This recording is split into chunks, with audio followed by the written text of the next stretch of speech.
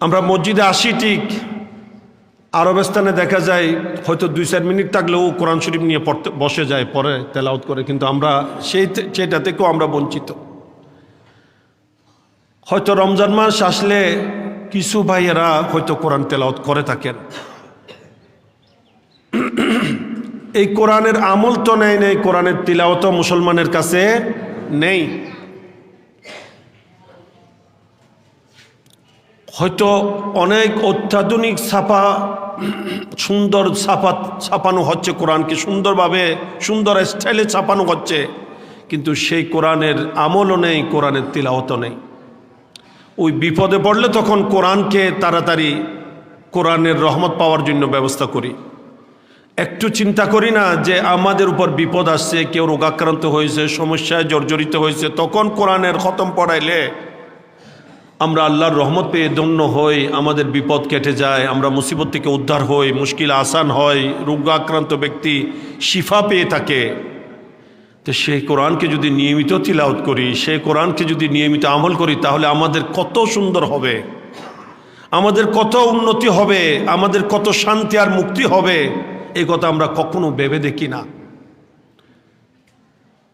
তাই আমার অনুরোধ, প্রত্যেকে কোরআন তেলাওয়াত করুন, নিজের ছেলে সন্তানকে কোরআন তেলাওয়াতে বাধ্য করুন। আল্লাহ নবী বলছেন, তোমরা তোমাদের ছেলে সন্তানকে 3টা গুরুত্বপূর্ণ বিষয় শিক্ষা দাও। তার মধ্যে আল্লাহ নবী বলছেন, প্রথমত বেহুব্বি, আমি নবীর ভালোবাসার শিক্ষা দাও। সুবহানাল্লাহ। ও বেহুব্বে আহলে বাইতি, আমার আহলে বাইতের প্রেমের শিক্ষা দাও। অবে তিলাওয়াতিল কোরআন, কোরআনের তিলাওয়াতের শিক্ষা দাও। সুবহানাল্লাহ। এই 3টা জিনিস যদি তুমি তোমার ছেলেকে, তোমার সন্তানকে দিতে পারো, এটাই হবে তোমার বাবার পিতার হক আদায়। এতে করে তাদের ইহকালও সুন্দর হবে, পরকালও সুন্দর হবে, 2টা জীবন তাদের আলোকময় হবে, সৌন্দর্যমণ্ডিত হবে। এগুলা থেকে আমরা কিন্তু অনেক দূরে। তা আমাদের জানা উচিত, কোরআনের তেলাওয়াত নিজেও করা উচিত, আরেকজনকে শেখানো উচিত। অনেক ভাইয়েরা হয়তো বলবেন যে হুজুর আমার বয়স হয়ে গেছে, আমি কি এখন কোরআন তেলাওয়াত শিখতে পারবো? পারবেন। চেষ্টার প্রয়োজন, ইচ্ছার প্রয়োজন। ইচ্ছা করেন। 10 বছর আগে, 20 বছর আগে আপনি মোবাইল ইউজ করতে জানতেন না, জি, মোবাইলের ফাংশন জানতেন না। এখন যখন প্রয়োজন মনে করছেন, সব কিছু আপনি শিখতে পারছেন, কি বলেন? সমস্যা তো হচ্ছে না? যখন প্রয়োজন মনে করছেন, যার থেকে শিখার প্রয়োজন, এটা নিজের ছেলে হলেও ছেলের থেকেও শিখে নিয়েছেন। আমি অনেক সময় হয়তো আমার মোবাইলের ফাংশন আমি বুঝি না, ছেলের কাছে যাই যে বাবা এটা কি বলছে, কি করতে হবে। তো আমার প্রয়োজন যখন মনে করছে, আমি ছেলে থেকেও শিক্ষা নিতে পারি, তো কোরআন কি মোবাইলের চেয়েও কি অপ্রয়োজনীয় হয়ে গেছে? নাউজুবিল্লাহ মিন যালিক, লা হাওলা ওয়ালা কুওয়াতা ইল্লা বিল্লাহ। একটু সচেষ্ট হন, একটু শুধু ইচ্ছার প্রয়োজন। আমি গত জুমায় বলেছি, কোরআন মানে হলো আল্লাহর সাথে বান্দার একটা কানেকশন তৈরি করা। আপনি যতক্ষণ কোরআন তিলাওয়াত করছেন, ততক্ষণ এইটাই মনে করেন জুবানটা আপনার, এই জুবান দিয়ে কথা খুদ আল্লাহ বলতেছেন, খুদ আল্লাহ আপনার জুবান দিয়ে কথা বলতেছেন। এটা কালামুল্লাহ, এটা কালাম ইলাহি। সুবহানাল্লাহ। এই কোরআন তেলাওয়াত করুন, এই কোরআনে কি বলা হচ্ছে সেটা জানুন। একবার চিন্তা করুন, এই কোরআন শুধু কয়েকজন হুজুর এসে আপনার ঘরে তেলাওয়াত করার কারণে আপনার ঘর থেকে যদি বিপদ কেটে যায়, আপনার ঘরে যদি রহমতে শান্তিতে ভরপুর হয়ে যায়, তাহলে সেই কোরআনের উপর আমল করলে কেমন হবে? আল্লাহ পাক আমাদেরকে বুঝার তৌফিক দান করুন। ব্রাদার ইসলাম, আমি গত জুমায় বলেছিলাম যে আল্লাহ পাক সুবহানাহু ওয়া তাআলা প্রথমত মুমিন মুত্তাকিন বান্দাদের পরিচয় দেওয়ার পর কাফেরদের পরিচয় দিয়েছেন। এরপরে রব্বুল আলামিন মুনাফিকদের পরিচয় দেওয়ার জন্য দীর্ঘ আলোচনা পেশ করেছেন। মুনাফিকদের চরিত্রগুলা আল্লাহ তাআলা ওয়ামিনান নাসি মান ইয়াকুলু আমান্না বিল্লাহ থেকে শুরু করে আল্লাহ তাআলা এদের আলোচনায় গত জুমা পর্যন্ত গিয়েছে যে তাদের রোগে অন্তরে বেদি, তাদের কলবের মধ্যে রোগ হয়েছে। আল্লাহ তাআলা সে রোগকে আরও বৃদ্ধি করে দিয়েছেন এবং তাদের জন্য আল্লাহ তাআলা বড় বেদনাদায়ক শাস্তি অবধারিত রেখেছেন, যেহেতু তারা মিথ্যা বলে, বিমা কানু ইয়াকযিবুন, তাদের মিথ্যার কারণে। এরপরে আল্লাহ তাআলা বলছেন এই মুনাফিকদের চরিত্র কি, ওয়াইজা কিলা লাহুম লা তুফসিদু ফিল আরদ, যখন তাদেরকে বলা হয় যে তোমরা জমিনে পৃথিবীতে দাঙ্গা হাঙ্গামা করিও না, ফিতনা ফাসাদ সৃষ্টি করিও না। লা তুফসিদু ফিল আরদ, ফাসাদ থেকে লা তুফসিদু, যে তোমরা জমিনে ফিতনা ফাসাদ বরপা করিও না, দাঙ্গা হাঙ্গামা লাগাইও না, অশান্তি সৃষ্টি করিও না।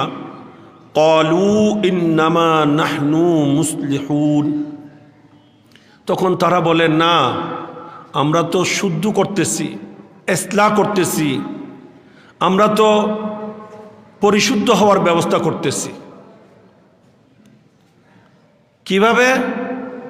যে আমরা সবার সাথে সুসম্পর্ক বজায় রাখছি, কাফেরের সাথেও সম্পর্ক, ইহুদিদের সাথেও সম্পর্ক, নাসারার সাথেও সম্পর্ক, মুশরিকদের সাথেও সম্পর্ক, মুসলমানদের সাথেও সম্পর্ক, সবার সাথে সম্পর্ক বজায় রেখে সুলে কুল্লি যাকে বলে, অর্থাৎ সবাই ভালো, কি সব ঠিক, সবাই ভালো, এইরকম একটা পরিবেশ সৃষ্টি করছি যাতে সমাজ থেকে অশান্তি দূর হয়ে যায়। ধর্ম বর্ণ সবগুলাকে এক করে নিতে চায়, এরকম আছে না? অনেকের স্লোগান ধর্ম বর্ণ নির্বিশেষে। পৃথক পৃথক ধর্ম গ্রহণ করেছে, এক ধর্ম আরেক ধর্মকে কখনো মানে না। আল্লাহ তাআলা তো বলছেন লা আবুদু মা তা'বুদুন ওয়ালা আনতুম আবিদুনা মা আবুদ। নবী আপনি বলুন, আমি উপাসনা করি না যাদের উপাসনা তোমরা করো, এবং তোমরাও উপাসনাকারী নও যার উপাসনা আমরা করি, আমি আল্লাহ করি, আমি নবী করি। তাইলে ধর্ম সবগুলা কি এক হতে পারে? ধর্ম কি অভিন্ন হতে পারে? বর্ণ এক একজন এক এক বর্ণ, মানে এক এক আকীদার অনুসারী, কেউ সুন্নি, কেউ শিয়া, কেউ খারেজি, কেউ মুতাজিলি, কেউ আহলে হাদিস, এক একজন এক এক আকীদার অনুসারী, কেউ জান্নাতি কেউ জাহান্নামী, দুইটা কি এক হতে পারে?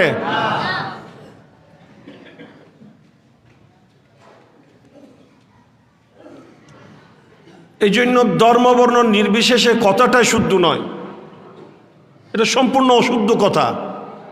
এটা আবার নির্বিশেষে কেমন হবে? এটা তো সে বাদশাহ আকবরের দ্বীন এলাহির কথাই হবে। ধর্মবর্ণ নির্বিশেষে সব যদি এক করা যায় তাহলে তো এটা দ্বীন এলাহি হবে, যে এটা দ্বীন ইসলাম হবে না। আর দ্বীন ইসলাম ব্যতীত কোনো ধর্ম তো আল্লাহর কাছে অ্যাকসেপ্ট নয়। রব্বুল আলামিন প্রকাশ্য ঘোষণা দিচ্ছেন ওয়ামান ইয়াবতাগি গায়রাল ইসলামে দীনা ফালাই ইউকবালা মিনহু। আল্লাহ বলছেন যেই ইসলাম ব্যতীত অন্য কোনো ধর্ম অন্বেষণ করবে সেটা আমার কাছে গ্রহণযোগ্য হবে না, অ্যাকসেপ্ট হবে না। ইন্নাদ দীনা ইনদাল্লাহিল ইসলাম, আমি আল্লাহর কাছে একমাত্র মনোনীত ধর্ম ইসলাম। ওয়ারাদিতু লাকুমুল ইসলাম দীনা, আমি আল্লাহ তোমাদের জন্য একমাত্র দ্বীন ইসলামকেই ধর্ম হিসেবে মনোনয়ন দিয়েছি। তা আল্লাহর মনোনীত দ্বীন এবং আল্লাহর মনোনীত দ্বীন নয়, দুইটা কি দুই দিন এক হতে পারে? রাত আর দিন এক হতে পারে? অন্ধকার আলো এক হতে পারে? কখনো না। এগুলা সে বাদশাহ আকবরের দ্বীন এলাহিকে পুনঃপ্রতিষ্ঠার একটা পায় তারা, নাউজুবিল্লাহ মিন যালিক। এবং কোরআনের সাথে ওপেন চ্যালেঞ্জ করা। আল্লাহ বলে দিচ্ছেন ইসলাম ব্যতীত কোনো ধর্ম আমার কাছে অ্যাকসেপ্ট নয়, আমার কাছে কোনো ধর্মই মনোনীত নয়, অন্য কোনো ধর্ম আমি আল্লাহ গ্রহণ করি না, অন্য কোনো ধর্মের উপর আমি আল্লাহ সন্তুষ্ট নই। সেখানে আপনি অন্য কোনো ধর্মকে ধর্ম বলারও সুযোগ নাই, ধর্ম বলারও সুযোগ নাই। এবং বর্ণের মধ্যে সুন্নি আকীদা ছাড়া অন্য কোনো আকীদা আল্লাহ রসুলের কাছে গ্রহণযোগ্যই নয়।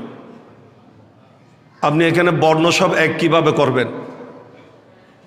এই ধরনের যারা মন মানসিকতা পোষণ করে, যারা বলে যে আমরা কাউকে কিছু বলার দরকার নেই, সবগুলাই ভালো, প্রত্যেকে আপন আপন জায়গায় ঠিক আছে, সবগুলাকে মিলেমিশিয়ে থাকতে হবে, এই ধরনের সুলে কুল্লি এটা আল্লাহ রসুলের কাছে গ্রহণযোগ্য নয়। এটা মুনাফিকের চরিত্র। এটা কার চরিত্র? দেখেন, আমি আমার মন গড়া কোনো কথা বলছি না, এটা কোরআনের তাফসীর হচ্ছে যে, এবং কোরআনের তাফসীর মন গড়া করার কোনো সুযোগ নেই, যেহেতু আল্লাহর পেয়ারা হাবিব সাল্লাল্লাহু তাআলা আলাইহি ওয়াসাল্লাম স্পষ্টভাবে ঘোষণা দিয়েছেন, মান ক্বালা ফিল কোরআনে বেরাইহি বা মান ফাসসারাল কোরআনা বেরাইহি ফালিয়াতাবাওয়া মাকআদাহু মিনান নার। বিভিন্নভাবে রাওয়ায়তটা এসেছে এবং এই হাদিসটা মুতাওয়াতির দরজায় পৌঁছেছে। তার মানে এটা নাসসে কাতঈ, অকাট্য দলিল। নবী বলেন, যেই ব্যক্তি কোরআনের মন গড়া তাফসীর করবে, ব্যাখ্যা বিশ্লেষণ করবে, তার ঠিকানা জাহান্নাম। নাউযুবিল্লাহি মিন যালিক। এই জন্য কোরআনের তাফসীর ইচ্ছামতো করা যায় না, ইচ্ছামতো বলা যায় না। কোরআনের তাফসীর করার নিয়ম পদ্ধতি রয়েছে। কোরআনের তাফসীর করতে হলে রেফারেন্স লাগবে। কোরআনের তাফসীর হয়তো কোরআন দিয়ে করতে হবে, অন্যথায় কোরআনের তাফসীর আল্লাহ নবীর হাদিসে পাক দিয়ে করতে হবে, সাহাবাই কেরামের উক্তি দিয়ে করতে হবে, যারা সরাসরি নবী ছাত্র। এই জন্য কোরআনের তাফসীর যারা মন গড়া করে তারা বিভ্রান্ত হয়। তাই কোরআন থেকে সবাই হেদায়েত পায় না, এগুলা নিয়ে আমি আলোচনা শুরুতেই করেছিলাম। ইউদিল্লু বিহি কাসিরা, আল্লাহর কোরআন বলছে আমার কোরআন পড়ে অনেকেই গুমরা হয়।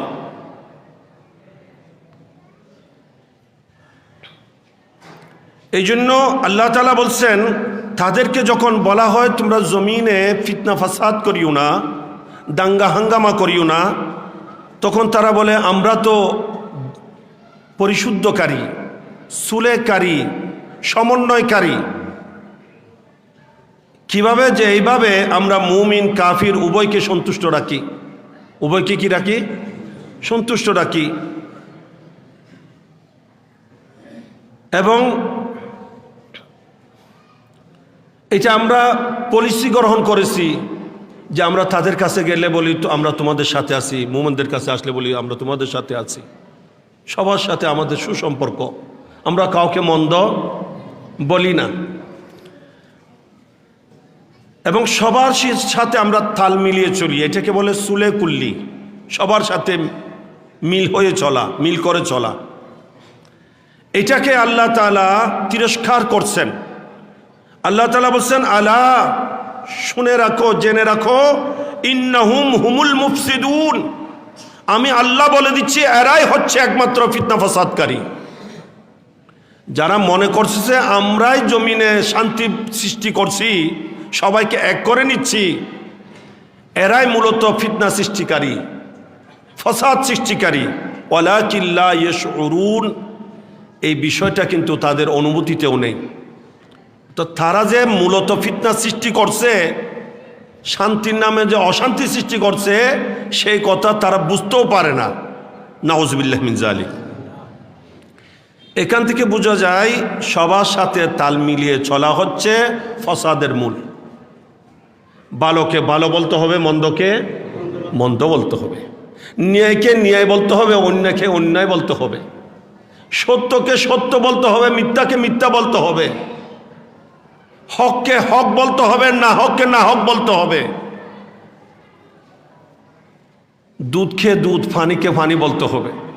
আপনি সবগুলাকে এক করে ফেললে এটা কখনো শান্তির ব্যাপার হয় না, বরং এটাই ফিতনা ফাসাদের কারণ হয়ে থাকে, এটাই অশান্তি সৃষ্টির কারণ হয়ে থাকে, এইটাই হয় মুনাফিকি চরিত্র।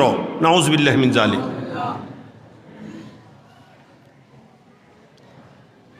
আমরা জানি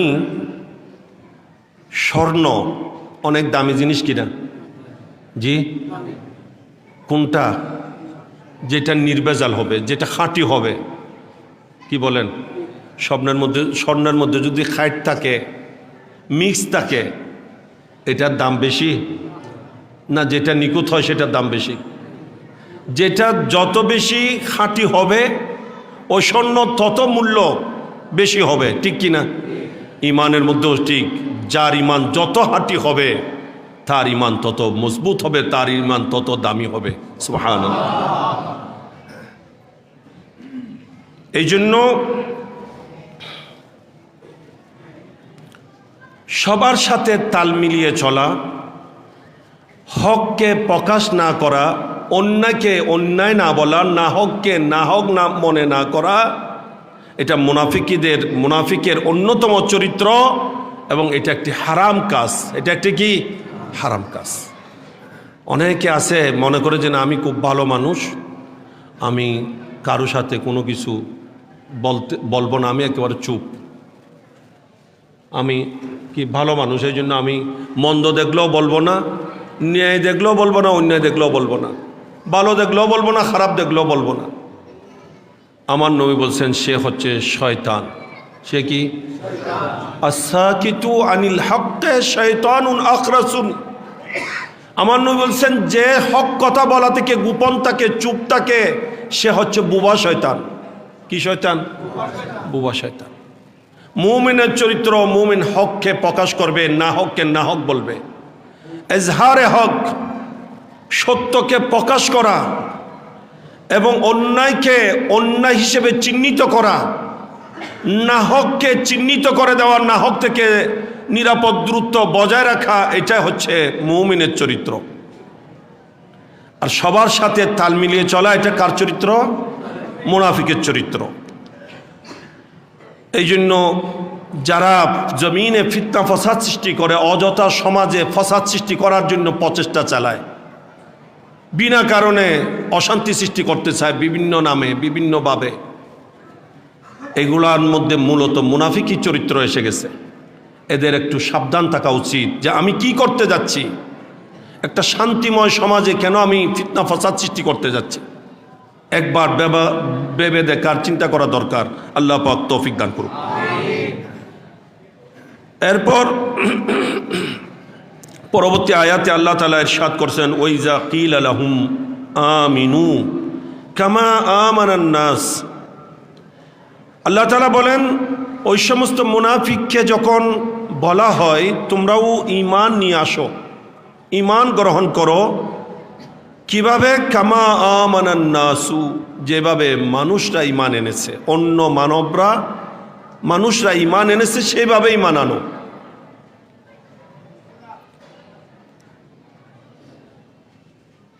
এখানে আন্নাস যে শব্দটি আসছে, এখানে আলিফলাম যেটা এটাকে বলে আহাদি, আলিফলামে আহাদি, এটার মুরাদ দুইটা সম্ভাবনা। একটা হচ্ছে হজরাতে সাহাবাই কেরাম, হজরাতে সাহাবাই কেরাম রিদওয়ানুল্লাহি তাআলা আজমাইন।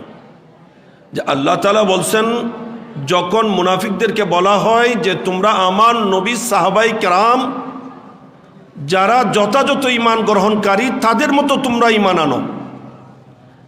অথচ মুনাফিকরা আগে বলেছিল আমান্না বিল্লাহি ওয়া বিল ইয়াউমিল আখির, আগে আয়াত গিয়েছে যে আমরা আল্লাহ এবং পরকালের উপর ঈমান এনেছি। আল্লাহ তাদের ব্যাপারে বলে দিয়েছেন ওমা হুম বিমুমিনিন, তারা কি নয়? মুমিন নয়। এই জন্য আল্লাহ তাআলা বলছেন তাদেরকে যদি বলা হয় যে আমার নবী সাহাবাই কেরাম যেভাবে ঈমান এনেছে সেইভাবেই মানানো, তাহলে বোঝা যায় ঈমান হতে হবে সাহাবাই কেরামের ঈমানের মতো। সাহাবাই কেরামের ঈমানের মতো আমাদের ঈমান হতে হবে। সাহাবাই কেরাম আর আমাদের ঈমান অভিন্ন হতে হবে। এটাই হচ্ছে কোরআনের দাবি। এখানে আল্লাহ তাআলা সাহাবাই কেরামেরকে সাহাবাই কেরাম বলে উল্লেখ করেন, আন-নাস বলছেন। সেখান থেকে মুফাসসিরিন কেরাম বলছেন এখান থেকে এই কথাও বোঝা যায় যারা সত্যিকার অর্থে সাহাবাই কেরামের মতো ঈমান আনবে তারাই সত্যিকার মানুষ, তারাই মানব বলে পরিচয় দেওয়ার মতো যোগ্যতা সম্পন্ন। সুবহানাল্লাহ। এমনি দুনিয়াতে মানুষ তো অনেক আছে, সব মানুষ মানুষ না, সব মানুষ মানুষ না। আল্লাহর কোরআনে আল্লাহ তাআলা বলছেন এমন মানুষও আছে যারা চতুষ্পদ প্রাণীর চেয়েও নিকৃষ্ট। উলাইকা কাল আনআমে বাল হুম আদাল। আল্লাহ তাআলা বলছেন তারা চতুষ্পদ প্রাণীর মতো বরঞ্চ তার চেয়েও নিকৃষ্ট। যাদের ঈমান পরিশুদ্ধ হবে না তারা মানুষ নয়, তারা মানুষ বলে পরিচয় দেওয়ার যোগ্যতা রাখে না। এই জন্য মানুষ হওয়ার জন্য প্রথমত ঈমান সহি শুদ্ধ হতে হবে, এবং সহি শুদ্ধ ঈমান হবে যখন সাহাবাই কেরামের সাথে ঈমানের পরিপূর্ণতা হবে, ঈমানের মিল হবে। সুবহানাল্লাহ। একটা মুরাদ, একটা সম্ভাবনা হয়তো এখানে আন্নাস বলতে সাহাবায়ে কেরাম মুরাদ, অথবা আন্নাসের মুরাদ হলো সাহাবায়ে কেরাম এবং অপরাপর সত্যিকার ইমানদার যারা নেককার বান্দা, সমস্ত সাহাবায়ে কেরাম, তাবিন, তবে তাবিন, আইম্মে মুজতাহিদিন, আল্লাহর প্রিয় আউলিয়া কেরাম, সকলেই মুরাদ এই আন্নাসের মুরাদ উদ্দেশ্য। তখন অর্থ হবে সাহাবায়ে কেরাম, তাবিন, তবে তাবিন, আইম্মায়ে কেরাম, আমি আল্লাহর প্রিয় বান্দারা যেভাবে ঈমান এনেছে তোমরাও সেভাবে ঈমান আনো। সবার সাথে মিল রেখে ঈমান নয়, ইনাদের মতো অখাট্য ঈমান, ইনাদের মতো খাঁটি ঈমান আনো, এই যে ঈমানের মধ্যে কোনো রকমের ত্রুটি নেই।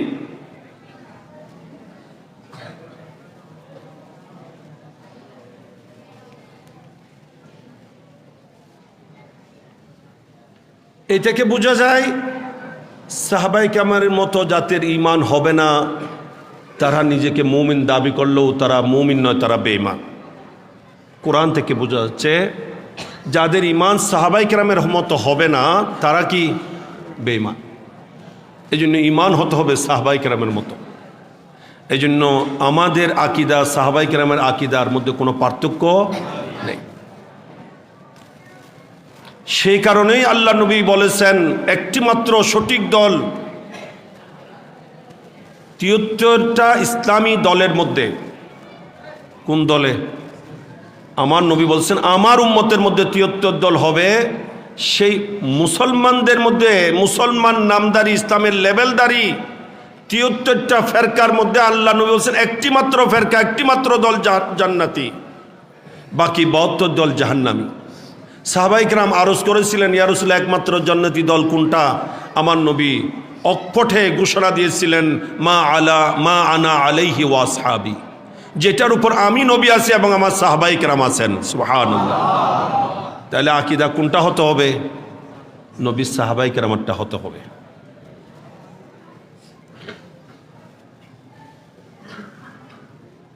এবং আন্নাসের মুরাদ যদি আউলিয়া কেরাম পর্যন্ত সকল মুমিন হয়ে থাকে আন্নাসের মুরাদ, তখন হযরতে সাহাবায়ে কেরাম, তাবিন, তবে তাবিন, আইম্মে মুজতাহিদিন, আইম্মে শরীয়ত, আইম্মে তরিকত, আল্লাহর প্রিয় বাজন বান্দা, আল্লাহর পক্ষ থেকে বিশেষ নিয়ামত প্রাপ্ত বান্দা যারা সালিহিন, তাদের পথে মতে থাকা, তাদের আকীদা পোষণ করা, তাদের মতো ঈমান গ্রহণ করা, এইটাই হচ্ছে জান্নাতি হওয়ার, নাজাত প্রাপ্ত হওয়ার অন্যতম জরিয়া এবং মাধ্যম। সুবহানাল্লাহ। এই জন্য তাদের পথে মতে থাকতে হবে। যেহেতু অপর হাদিসে পাকে আছে, এগুলো প্রত্যেকটার পিছনে কোরআন হাদিসের দলিল আছে। হাদিসে পাকে আছে আমার নবী বলছেন যেটাকে মুমিনরা ভালো মনে করে, মুসলমান যেটাকে ভালো উত্তম মনে করে, এটা আল্লাহর কাছে উত্তম হয়ে থাকে। সুবহানাল্লাহ। এই মুমিনদের যে সমস্ত কার্যক্রম যেগুলো আমরা করে থাকি, বিশ্বব্যাপী সকল আহলে সুন্নাত ওয়াল জামাতের অনুসারী যে আমলগুলা করে, যে আকীদা পোষণ করে, সে আকীদা আপনার হতে হবে, সে আমলগুলাকে আপনাকে ভালো মনে করতে হবে। যেমন নাকি মিলাদুন নবী করা, গিয়ারবি শরীফ করা, কবর জিয়ারত করা, ফাতিহা উরুস ফাতিহা করা, এইভাবে যত নেক আমল যেগুলাকে মুসলমান ভালো মনে করে, ভালো জেনে আমল করে, মুস্তাহাব জানে, এগুলাকে মন্দ যারা বলে তারা কখনো সঠিক পথের অনুসারী নয়।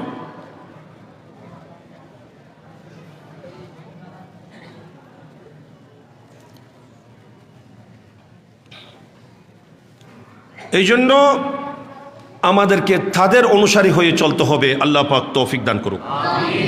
ব্রাদার ইসলাম, এরপর আল্লাহ তাআলা বলছেন, যখন তাদেরকে বলা হয় যে তোমরা ওইভাবে ঈমান আনো যেভাবে মানুষরা ঈমান এনেছে, অপরাপর মুমিনরা ঈমান এনেছে, ক্বালু আনুমিনু কামা আমানাস সুফাহা, তখন তারা বলে আমরা কি ওইভাবে ঈমান আনবো যেভাবে অজ্ঞরা, বেকুব, নির্বুধরা ঈমান এনেছে? অর্থাৎ এরা নবী সাহাবাই কেরাম এটা পূর্বর আল্লাহর প্রিয় বান্দাদেরকে কি বলে? আহমক বলে, বেকুব বলে,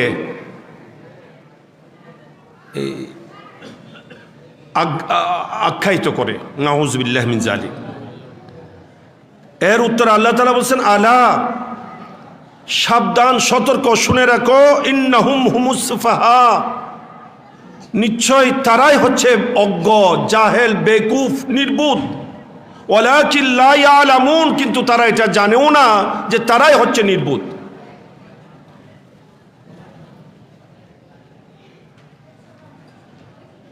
এই মুনাফিকরা, তাদেরকে যখন বলা হবে আল্লাহর প্রিয় বান্দা আউলিয়া কিরামের পথে আসুন, তখন তারা বলবে এরা নির্বুধ। এদেরকে মন্দ বলা এটা মুনাফিকের চরিত্র।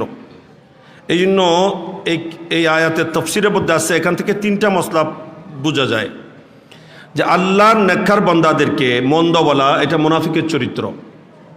যেমন নাকি শিয়া সম্প্রদায়, এরা সাহাবাই কিরামকে মন্দ বলে। এরা কাকে মন্দ বলে? সাহাবাই কিরামকে। খারেজি সম্প্রদায় যারা, তারা আহলে বাইত রসুলকে মন্দ বলে। নাউযুবিল্লাহি মিন যালিক। গায়রে মুকাল্লিদ তথা আহলে হাদিস, বর্তমান লা মযহাবি যেটা, সেটা হযরতে আইম্মায়ে কিরাম, বিশেষত সাইয়েদনা ইমাম আযম আবু হানিফা রাদিয়াল্লাহু তাআলার মতো জাতকে মন্দ সন্দ বলে। আল্লাহর আউলিয়া কিরামের ওই বর্তমান আমাদের দেশে যত বাতিল ফিরকা আছে, এগুলা দেখবেন আল্লাহর আউলিয়া কিরামেরকে মন্দ সন্দ বলে। এগুলা সব মুনাফিকের চরিত্র, এগুলা মুনাফিকদের কুপ্রথা। এটা একটা মসলা। দ্বিতীয় নম্বর মসলা বোঝা যাচ্ছে যে আল্লাহর প্রিয় বান্দাদের ব্যাপারে কোনো মন্দ বললে সেটার উত্তর আল্লাহ দিয়ে থাকেন। এখানে দেখেন, এরা আল্লাহর প্রিয় বান্দা যারা সত্যিকার ইমানদার, তাদেরকে সুফাহা, আহমক, নির্বুধ বলেছে। সাথে সাথে আল্লাহ তার উত্তরে তাদেরকে বলছে তোমরাই নির্বুধ। তাহলে মন্দ তারা বলেছে, সেই মন্দের উত্তর কে দিচ্ছেন? আল্লাহ দিচ্ছেন। তা আল্লাহর কোনো প্রিয় বান্দার বিরোধিতা করলে এটার জবাব কে দিয়ে থাকেন? আল্লাহ দিয়ে থাকেন। হাদিসে কুদসিতে আল্লাহ তাআলা ঘোষণা দিচ্ছেন, মান আদ আলী ওয়ালিয়ান ফাকাদ আযানতুহু বিল হারব, যে আমার কোনো ওলির সাথে বিদ্বেষ পোষণ করবে, তার সাথে আমি আল্লাহর পক্ষ থেকে যুদ্ধের ঘোষণা। তৃতীয় নম্বর যে মসলাটা বোঝা যাচ্ছে যে বেদিনদের তিরস্কারের কারণে আলেমগণের মন ভারী করা উচিত হবে না। যে অনেক সময় বেদিন যারা, মুনাফিক যারা, এরা আলেম উলামাদের বিরুদ্ধে বলে, হক্কানি রব্বানি আলেম উলামা হক কথা বললে তখন তাদের বিরোধিতা করে, তাদের বিরুদ্ধে প্রপাগান্ডা করে। আছে না এরকম? এখানে বলা হচ্ছে আলেমরা যেন এইতে মন ভারী না করে এবং এইটাই মনে রাখে যে এগুলা হচ্ছে মুনাফিকদের পুরানা প্রথা, মুনাফিকদের পুরাতন একটা অভ্যাস, বদ অভ্যাস, একটা কুপ্রথা। তা এদের কাছে এরা করবে, আলেমদের দায়িত্ব আলেমদেরকে পালন করে যেতে হবে। ঠিক কিনা?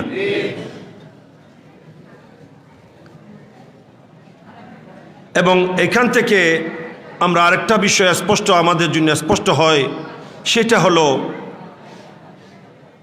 যে একমাত্র আহলে সুন্নাত ওয়াল জামাতেই হক দল এবং হক হওয়ার জন্য সাহাবাই কেরাম সহ সমস্ত আল্লাহর প্রিয় বান্দাদের অনুসারী হতে হবে। আর সাহাবাই কেরাম, আহলে বায়ত, আউলিয়া এজাম, আইম্মে মুজতাহিদিন সবাইকে যারা মান্যকারী, ইনারা হচ্ছে একমাত্র দল আহলে সুন্নাত ওয়াল জামাত। সুবহানাল্লাহ। এবং আহলে সুন্নাত ওয়াল জামাতের বাইরে যারা, তারা কাউকে মানলে কাউকে মানে না। অনেকে আছে একেবারেই মানে না, অনেকে আছে এক গ্রুপ মানলে আর গ্রুপ মানে না। আহলে বাইতকে মানলে সাহাবাই কেরামকে মানে না, সাহাবাই কেরামকে মানে আহলে বাইতকে মানে না। অনেকে আছে এগুলাকে মানলে আইম্মে কেরামকে মানে না, এগুলাকে মানলে আউলিয়া কেরামকে মানে না।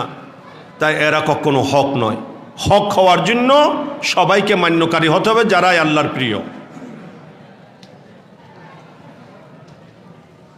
যত বাকি দল আছে সবগুলো আল্লাহর এই সমস্ত প্রিয় বান্দাদের থেকে মুখ ফিরিয়ে রেখেছে, বিমুখ হয়, তাদের বিরোধিতা করে। তাই এরা হক নয়। আমাদেরকে আল্লাহ পাক সুবহানাহু ওয়া তাআলা সদা হক দলের উপর অটল অবিচল থেকে সত্যের লেগাম মজবুতভাবে দৃঢ়ভাবে আঁকড়িয়ে ধরে রেখে ঈমান ইসলামের উপর দুনিয়া আখিরাত দুনো জাহানে কায়েম দায়েম থাকার আল্লাহ তৌফিক দান করুন।